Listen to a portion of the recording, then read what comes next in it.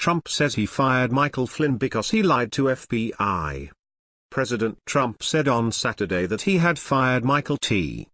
Flynn, his first national security advisor, because he lied not just to the vice president but also to the FBI. The president has long asserted that he fired Mr. Flynn in February, less than a month after he took office, because Mr. Flynn had lied to Vice President Mike Pence over whether he talked with the Russian ambassador, Sergey I. Kislyak, about sanctions imposed on Russia by President Barack Obama. By saying on Twitter on Saturday that Mr. Flynn's lies to the FBI had also contributed to his firing, some took that to mean that Mr. Trump was acknowledging that he had known in February that Mr. Flynn was untruthful with the Bureau's agents. Any such admission would be important in light of Mr. Trump's effort that month to persuade the Bureau's director at the time, James B. Comey, to drop the investigation into Mr. Flynn. But White House officials said that Mr. Trump was merely acknowledging what had happened the day before, Mr. Flynn's guilty plea for lying to the FBI about his conversations with Mr. Kislyak.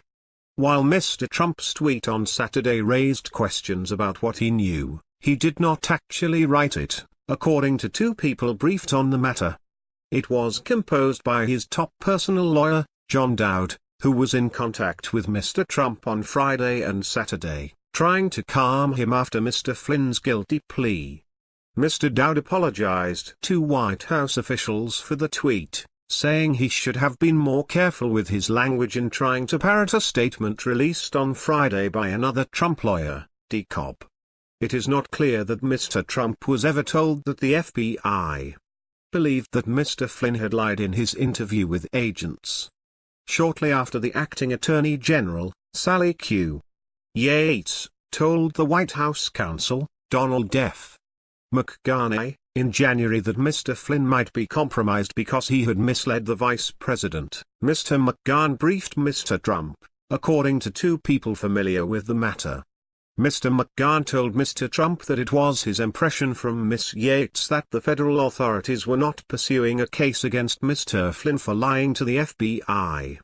According to one of the people, it is unclear whether the president understood this to mean that Mr. Flynn had been cleared.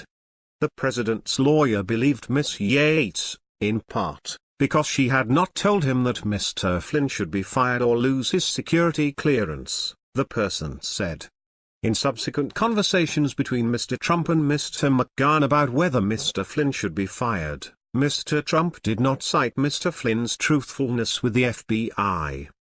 Going against his aide's wishes, Mr. Trump spoke to reporters outside the White House on Saturday. But he only repeated his contention that there had been no collusion with Russia. The Saturday tweet, however, was quickly seen as off the mark by a number of White House aides. Since firing Mr. Flynn, Mr. Trump has insisted that his national security advisor did nothing wrong by talking with the Russian ambassador. He repeated that in his tweet. It is a shame because his actions during the transition were lawful, he said.